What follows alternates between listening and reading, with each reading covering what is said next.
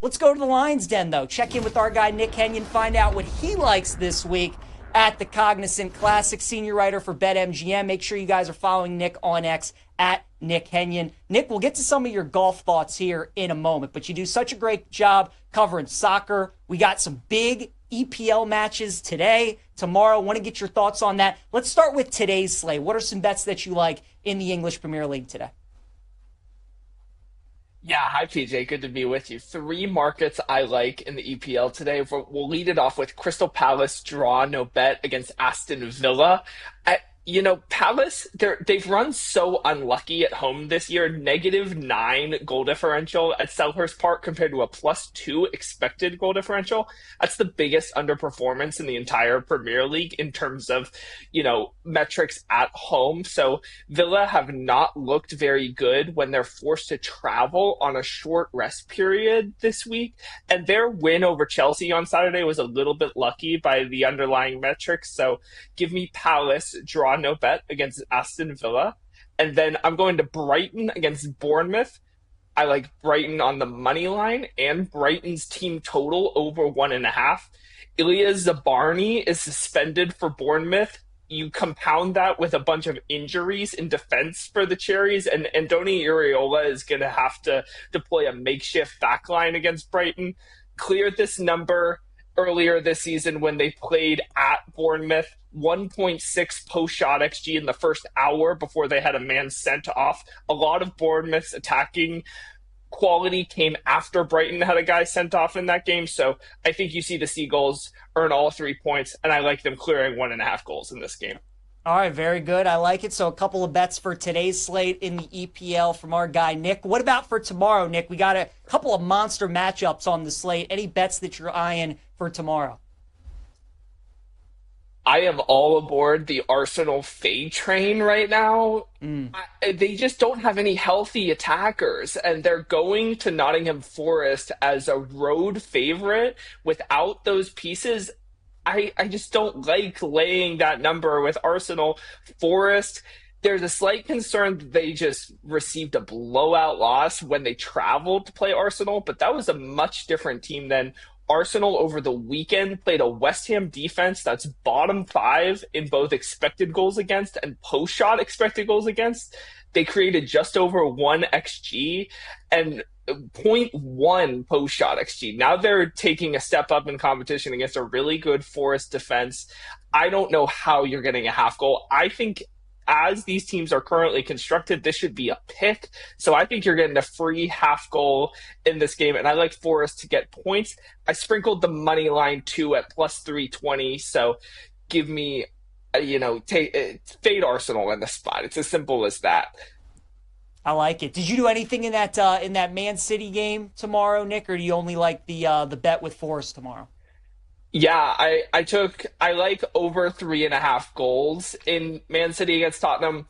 Both defenses are terrible. Historically, this fixture has produced goals because neither team can defend, especially in the Postecoglou era with Tottenham. So I like over 3.5 there. One more worth mentioning tomorrow, over 3.5 in Liverpool Newcastle. Liverpool might clear this number on their own. Newcastle can't defend any good attack. So I like over 3.5 in both Man City Tottenham and Liverpool against Newcastle. All right, excellent. So some stuff to look out for today and tomorrow in the English Premier League. Nick, what about on the PGA Tour? We got the Florida Swing underway. We got some big events coming up, right? We got the Arnold Palmer Invitational. We got the Players Championship. So it's another kind of bye week in the schedule for a lot of the big names. So there's a lot of great value on the board this week. Right now, the favorites are 20-1. What kind of golfers are you looking for this week at the Cognizant Classic? I really like Sepp Straka toward the top of the board. It's sort of a buy low opportunity on him after a weak performance at Torrey Pines in the Genesis a few weeks ago.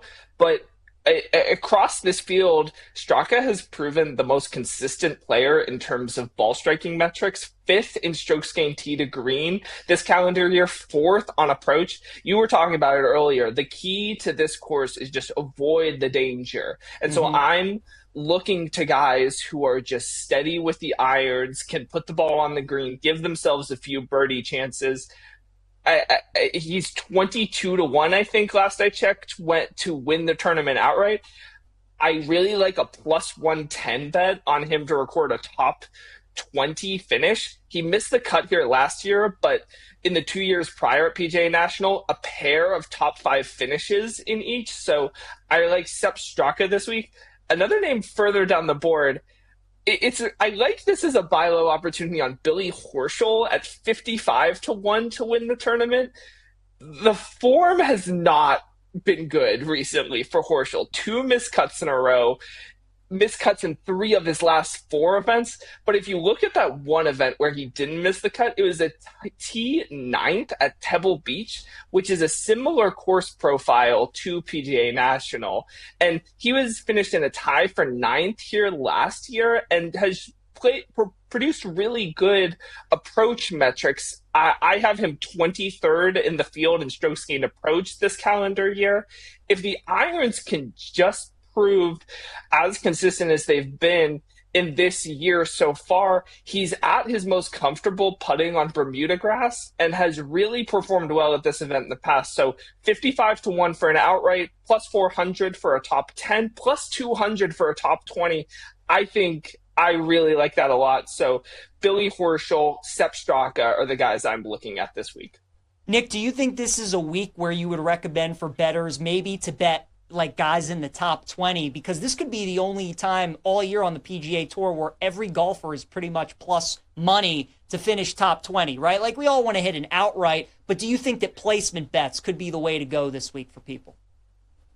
Yes, because I think when you have these events that are so even across the board, you don't have a guy like Scotty Scheffler or Rory Right. McIlroy or Ludwig Oberg in there who are going to take up a lot of the win equity in the outright market. I do think you can kind of look to your guy and say, okay, this is my golfer this week, whether it be Straka or Taylor Pendrith, as you mentioned, or someone like Russell Henley, who has played very well at this golf course. Because it's so even across the board, you are seeing a little bit more, I hate to call it value because it's such a cliche term, but I do like taking that, looking for those plus money opportunities to supplement those outright tickets that, you only get one finishing position with those markets. There's a reason the payouts are so high versus, Straka, he's first overall in my mixed condition model for the week, and I'm getting plus money on 20 finishing positions for him this week. So I do recommend people look to those and try to find ways to take plus money bets this week at the Cognizant. Yeah, love it. It's going to be an interesting week. We saw a lot of birdies at the Mexico Open. Don't know if we're going to see that this week at the Cognizant Classic. Nick Hennion, give him a follow on X at Nick Hennion, senior writer for BetMGM, joining us every Tuesday here on Send It In. Nick, good luck to you, sir, this week. We'll talk again next week. Thank you. You too, PJ. Good luck.